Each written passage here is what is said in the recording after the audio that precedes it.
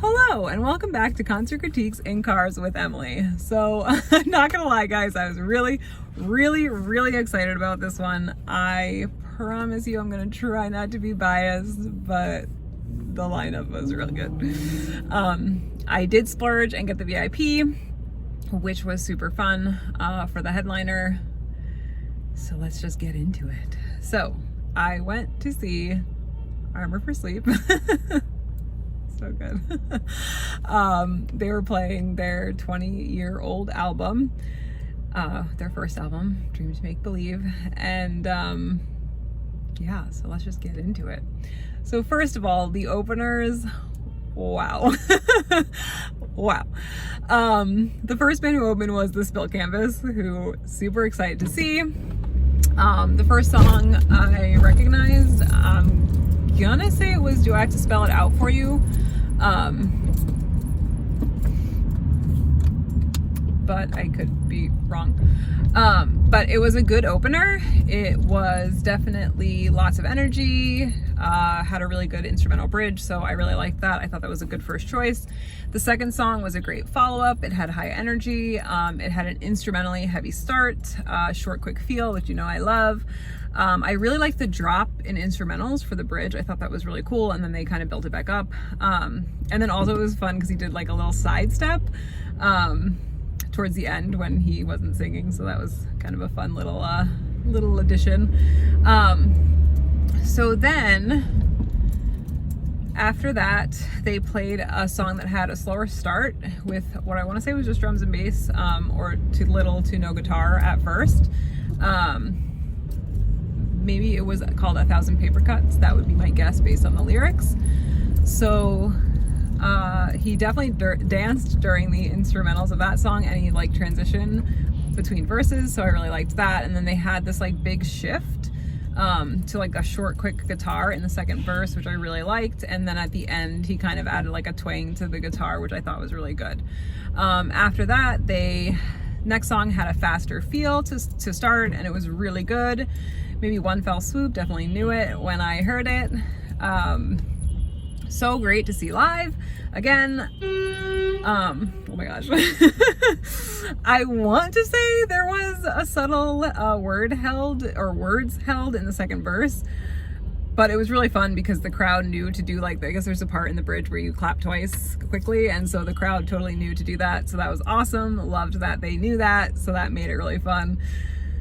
So then after that, he talked about getting diagnosed with, of course, I don't remember the actual name, but he said it was a mix between schizophrenia, like all the great things about schizophrenia and all the things about bipolar. So, and he just wanted to share like that he was trying to break the stigma, and you know how helpful having loved ones around him were, and that he's so happy and grateful that he got the help that he needed, and that people should seek it out as well. So I really liked that. I thought that was a really good message. Then after that, they played a newer song. He said the title, and of course I couldn't really hear it. It was a little bit of feedback in the first verse, which I mean like literally like one word. But then the drummer sang for the bridge, and I really liked the song. It had an overall slower vibe, but was instrumentally heavy still, which I like when songs kind of do that. And I thought it was interesting that given the like, not the idea, given the like mantra maybe of the night, that was like 20th anniversary for Armor for Sleep, and then 20th anniversary for oh my god guys, the early November. Sorry, it's so distracting. I really liked that they played a newer song because, again, they could have just stuck with their old stuff that are crowd pleasers because everyone who knows them knows them. So I did like that they put a newer song. I thought that was kind of a risk, but it paid off because I thought it was a good song. The next song I recognized immediately. I want to say the lyric that stuck out to me the most was King of This Pity Party, so I don't know what the actual song is called, but definitely recognized it. So good. Loves the quieter start and then just like goes into heavy instrumentals, so that was really cool. So yeah, so I liked that. And then after that, it started with guitar, recognized it immediately. I'm Not Over You, maybe is what it's called. loved the quick start feel of the guitar at the beginning, and then I really liked the lyrics in the second verse, so that was a really cool song. And then after that, they had a slower extended instrumental start, and then all of a sudden it had like a quick short feel of the guitar for the verses.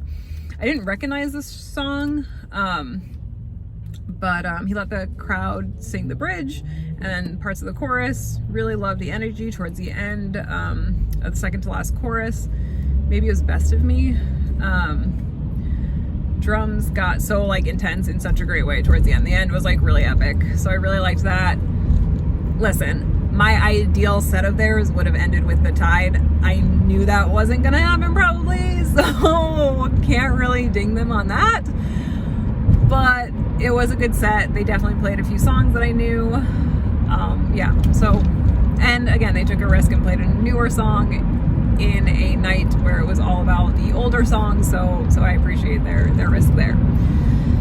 So then the Early November came on. Oh my goodness. So I've been trying to see the Early November for so long. So disappointed that when their new album came out, that's when COVID hit, and I was gonna go to Atlantic City and see them, and then they came through one more time and I couldn't see them because of my children. So I was so excited when I heard they were opening, and then of course to be playing their album, The Room's Too Cold, in full. That was pretty awesome. So yeah.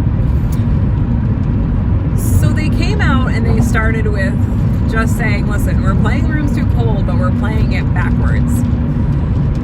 So I actually really appreciated that they did that. I thought it was a really smart choice. The first song, he even said, he goes, just so you know, he goes, we're literally going to play the most emo song like ever to start. And so it was a slow start. It was just the guitar, you know, very slow, very emo vibe. Normally I would say like, oof, they picked a slow song to start, not really, you know, crowd grabbing. But in this case, I think it was a really, really good choice. Even in the moment, I was like, this is gonna pay off, and boy did it. So yeah, so I also loved in this song, he had like a gravelly sound when he would scream the lyrics. So yeah, I really actually liked that a lot. And then it actually had a good build up in the bridge. So yeah, I really like that one. So the next one, okay, guys, I know I should know the song titles because you just work backwards, but I don't know how it happened. It's okay. So anyway, the next one had way heavier start, so much energy, really fun to see live, like all three people, so there were two guitarists and a bassist and then the drummer, so all the three people who were not drumming were jumping around the stage. Super fun, super, like, a lot of energy. Then he introduced his son, who helped him switch a guitar. So cute, love it, really love it. After that, the song had a slower start and was definitely less instrumentally heavy, but I really enjoyed the song overall. It definitely had a more chill vibe than the previous song, but again, you have to remember they were working backwards, so it makes sense. After that, the song had a similar vibe to the one that they had just played, which, I mean, again, this is going to be a recurring theme because that's how they built the album. Loved the quick, shorter feel, and then there was a huge shift like to heavy instrumentals in the chorus, and they switched back to less instrumentals for the verses, so I really liked that.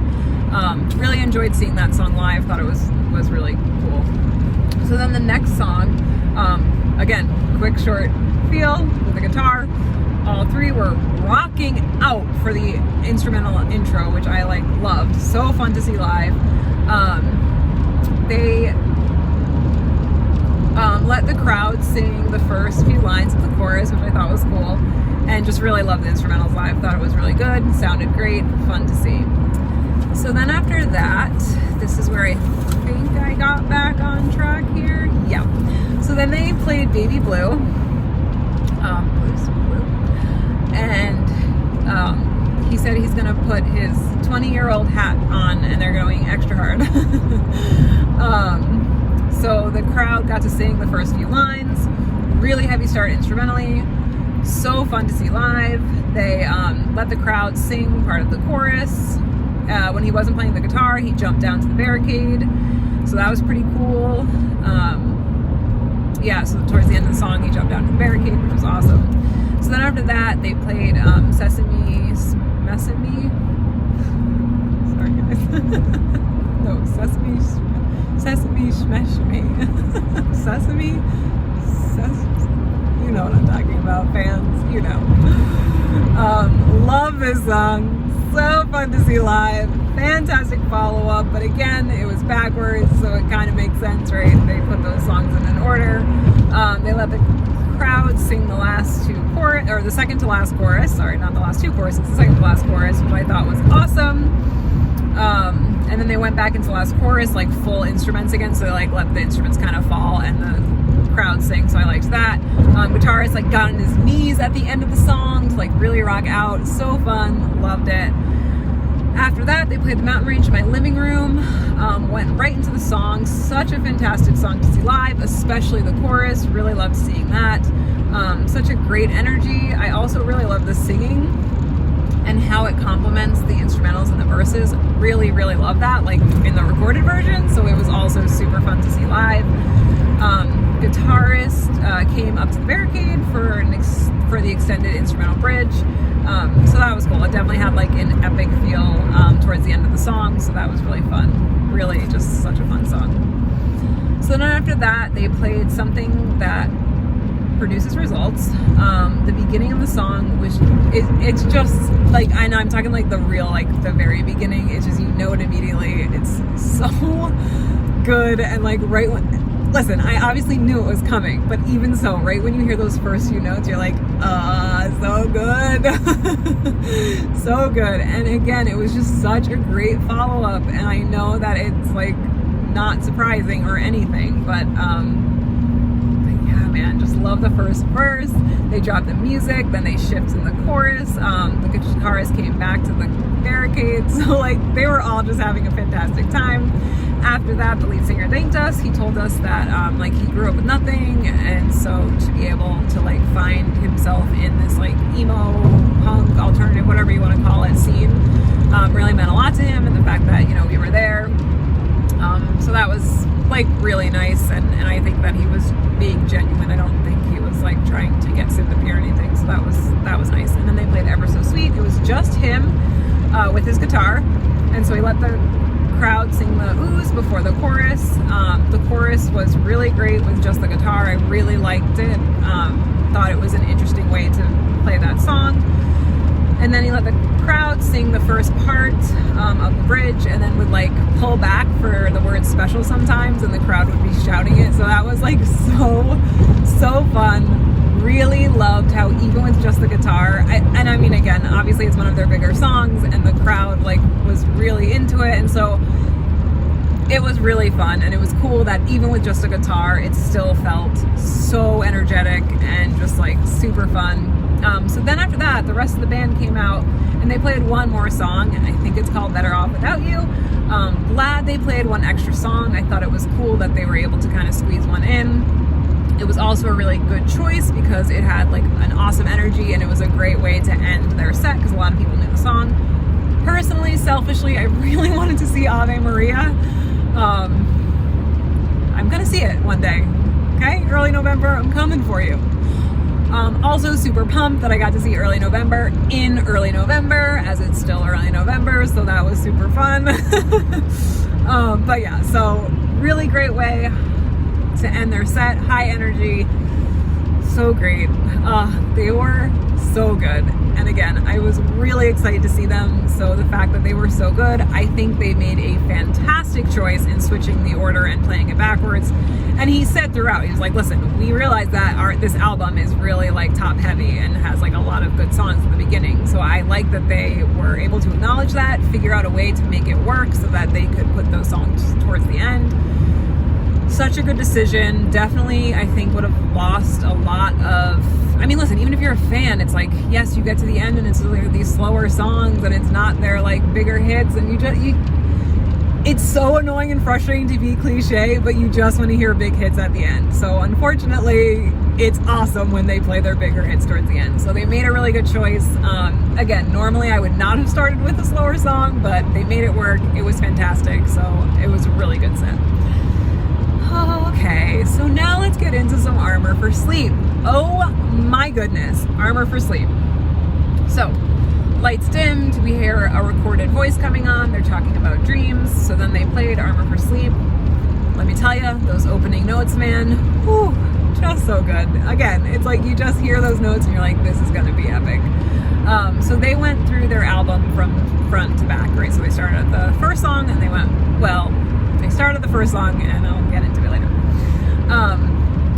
So it was pretty cool. The drummer and Ben came out before the guitarist and the bassist, which I appreciate. That means that, it's good. Ben is not like I'm the star, so let me be that way. So I really appreciate that he is humble enough to go out on stage before some other band members. So then they played Dream to Make Believe. Oh, so great to see live. Definitely, at least I think, subtle changes in the second verse with the word being held. So great to see. Again, I am like a love hearing songs that I love at the end, so obviously it would have been great towards the end, but I get why they did it first. Fantastic song to start with, actually, just in general for them, because it's not their biggest hit, and that is a good big hit that a lot of people like would be sucked into. So if it wasn't an album from start to finish concert, it's actually not a bad song to start with. Then they played All Warm. They were jumping around whenever, especially Ben, whenever he was not singing. Really great to see live, and obviously a fantastic follow-up. Again, it's gonna happen a lot, so I actually honestly didn't even put it in here most of the time because it's the album, so they purposely curated it that way when they made it to make it as like logically ordered as possible. So then they played Being Your Walls, like another great one, really fun to see live. It definitely had like a less heavy start, and then like the heavier part came in after that, so I really liked that kind of transition and difference. Then they played My Town. The instrumental opening was so fantastic. I liked the song and like remember the song and was like conscious and aware of the song, but boy, it was so good to see live. I definitely forgot how amazing that song could be live if I've ever seen it before. Really loved all the instrumental transitions, loved the bridge, so great. It was really good. Then they played the Wanderers Guild.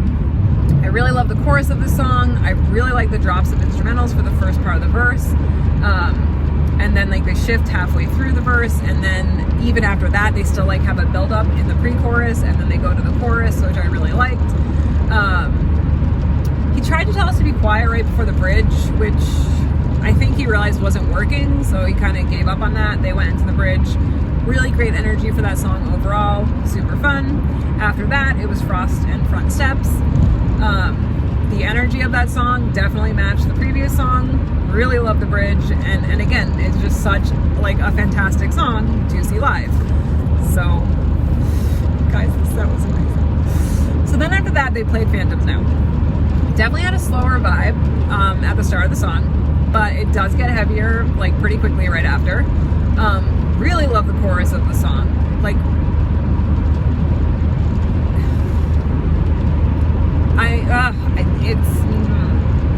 I was pleasantly surprised at how high energy this song was, because when I feel like I listened to it, the digital recording version, it's like slower. This is where like my mind kind of wanders when I'm listening to the album in full. So I was like a little bit nervous that this is where I was kind of going to drop off and be like, okay, like this was a lull for me, but it really wasn't. I mean, it definitely,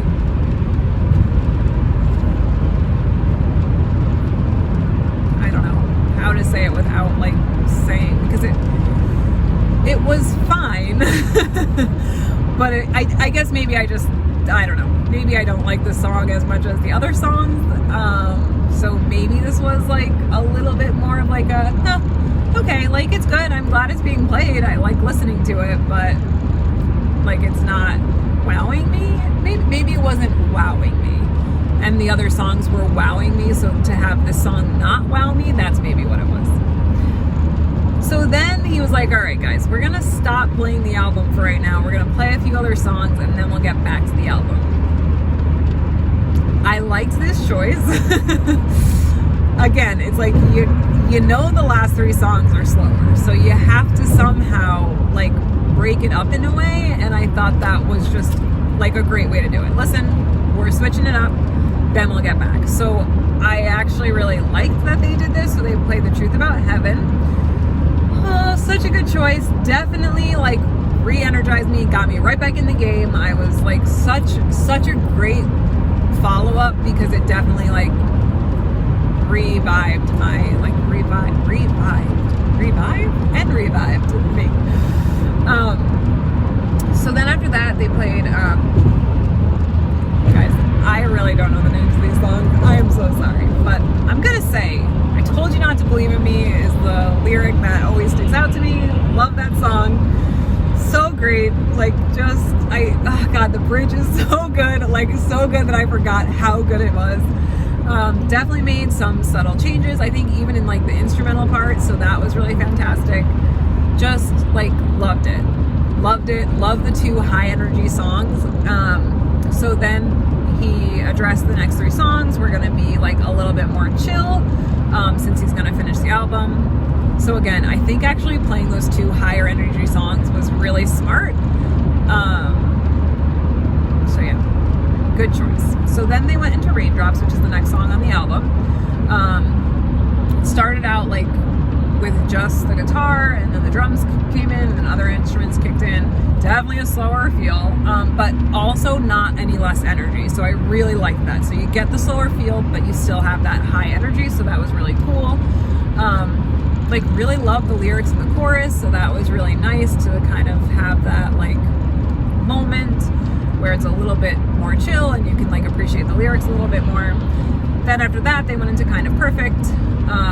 Man, I really forgot how great the lyrics were in that first verse. Like just so good. Such a great song. Like still slower, but again, well placed because it was towards the end of the album. So yeah, that was a really great song as well.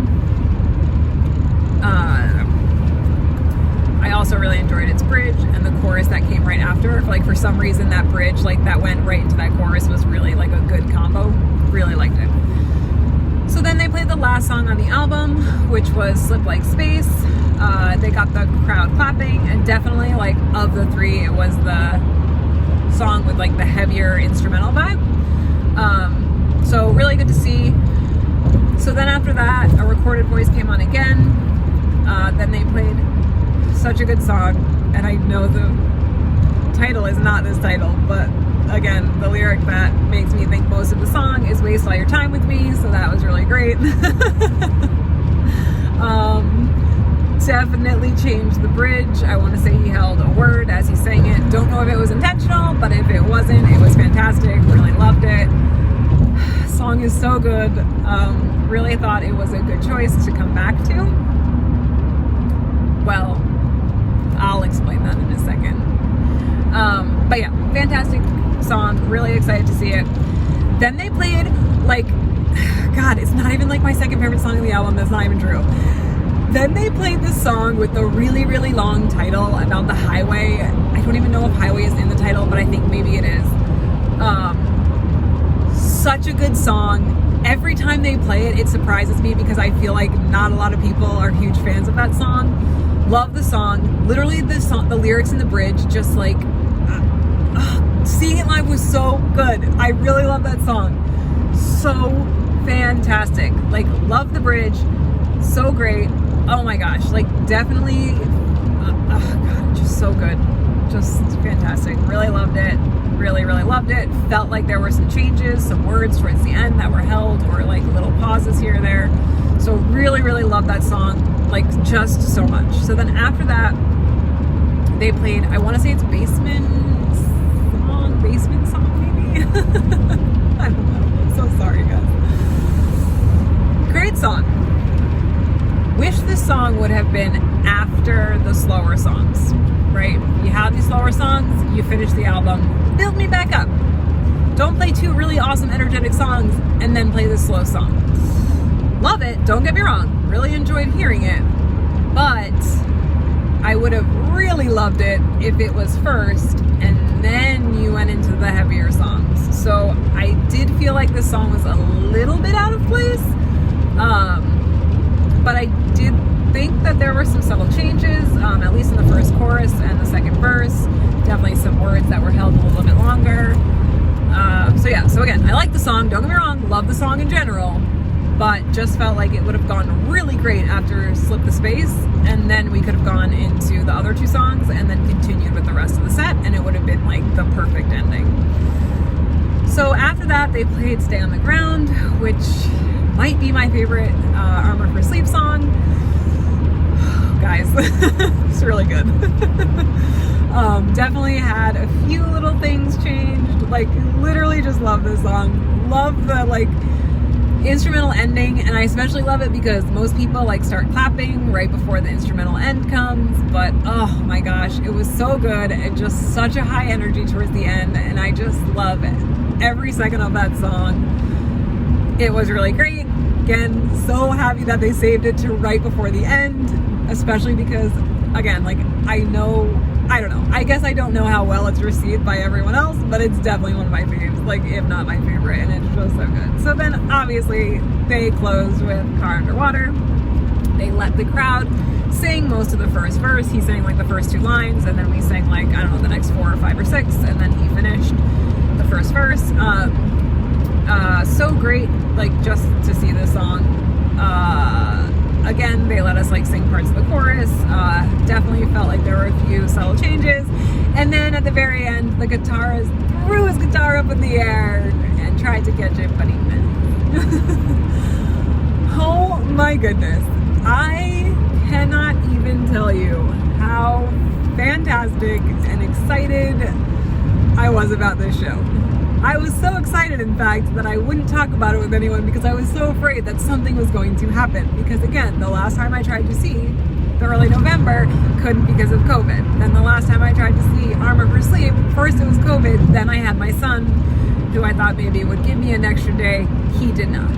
So I was really excited to see them, and this lineup was incredible.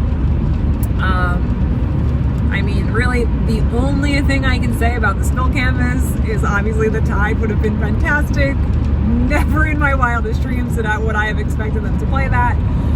Didn't really know a ton of songs that they played, and I definitely know more songs than the 1 or 2 songs that I recognized, so maybe hearing another song that I knew really well would have been fun, but I mean, they were just such a great band that it didn't even matter, right? It didn't really matter that I didn't know the songs. They were so good. His voice is so unique, so it was just great to see them. And then, of course, you have the early November. So fantastic. Such a good decision to reverse it. If they had not reversed it, it would not have been as fun a show. They know what they are doing, and again, you know, you never start a set with a slow song because it doesn't pull people in, but you address it from the beginning, and as a listener and as a patron, I don't know what you want to call it, fan, you know you're getting this amazing, like 1, 2, 3, 4, 5, even 6 like song bout of just like amazingness. And it was so amazing. It was so great. Obviously I would have loved to see Ave Maria, but I get why they didn't play it. If they were headlining and they didn't play it, I would have maybe been more upset, but the fact that they just played an entire album and then one song, which was not Ave Maria, I understand it. And again, they were going for that 20-year vibe, so I understand why they didn't play it. And then Armor for Sleep was just so wonderful. Oh my goodness. Really loved pretty much every song. I do wish they had switched that basement song. I think it would have been better placed right after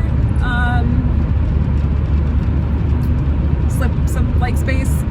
I think it would have been better, but honestly, no, it would have been better. It would have been so much better.